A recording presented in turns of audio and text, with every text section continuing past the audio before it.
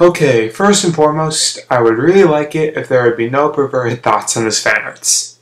Seriously, this was the only fan art I could find, and each one of them was not even half as decent as this.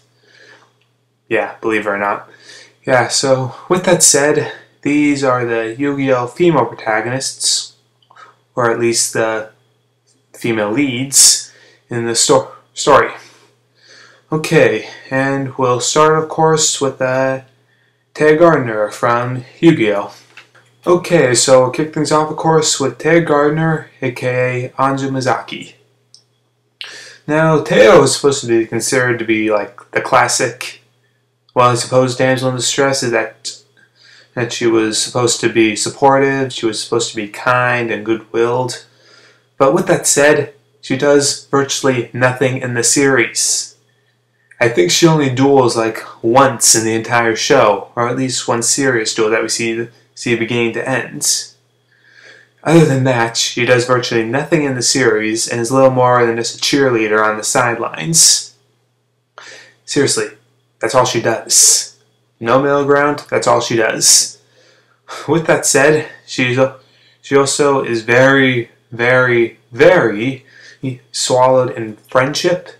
And true, that is one of the most underlining themes of the Yu-Gi-Oh! Story. But this may have been more in the English version than the Japanese version, but every opportunity she takes, she has to give some massive speech about friendship. Seriously, that's pretty much her main role in the story, just give the friendship speeches.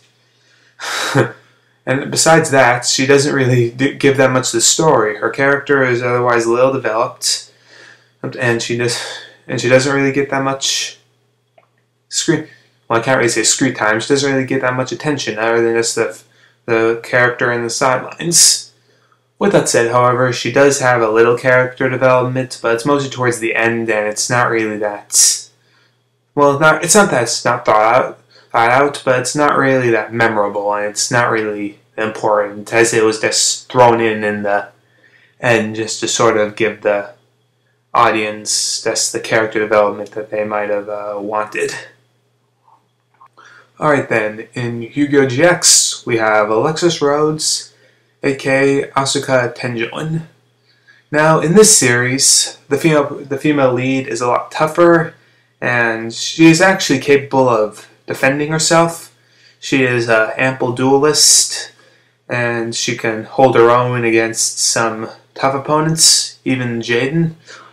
And as far as it goes, she's more of an interesting character than Taya, since she's pretty much the hottest girl at Duel Academy, meaning that she is constantly under bombardment from these guys hoping to get the dates they desire. And with that said, she has to defend herself often, and she has to be ready to face a challenge. And while she is very oriented with her friends, other than that, she doesn't really stress it that much, unlike Taya, who takes every opportunity to stress it to the greatest degree. And with that said, she really offers a more interesting character for a female lead. But as for her flaws, those moments that she does duel, they're not really that, well, they're kind of downplayed, and they're not really that interesting. Most of her opponents are not that serious, and truthfully, she is often the character who stands and cheers from the sidelines. And also, while she's an interesting character, her development is somewhat slow, but no, though slow character development is very necessary, in her case it's too slow. And while she does get character development, it's not really that memorable, and it's kind of kept to the minimum. Now in Yu-Gi-Oh! 5Ds, we have Akiza Zinski, aka Aki Izuyao. Now, probably a lot of you took one good look at this character, and the first thing that came to your mind was Colin Stockfeld from Code Geass, and well, I don't blame you. But I'm here to talk about Yu-Gi-Oh! Not Code Geass, so setting that aside. Out of all the Yugioh female protagonists, Akiza is without doubt the most complex and the toughest. She kind of has a special ability that sets her apart from the others, and she has a painful past which is kind of caused by said powers, and she kind of had this evil man behind her kind of pulling her strings, not to have any sexual innuendo, but ultimately her character receives the most character development out of all the female protagonists, making her, while not the most interesting, probably the most complex out of all of them. And I said not interesting because as of recent seasons she's become almost a little annoying. She's almost very, well, let me try that again. She's almost always ready to help people, well, probably as a way of making up.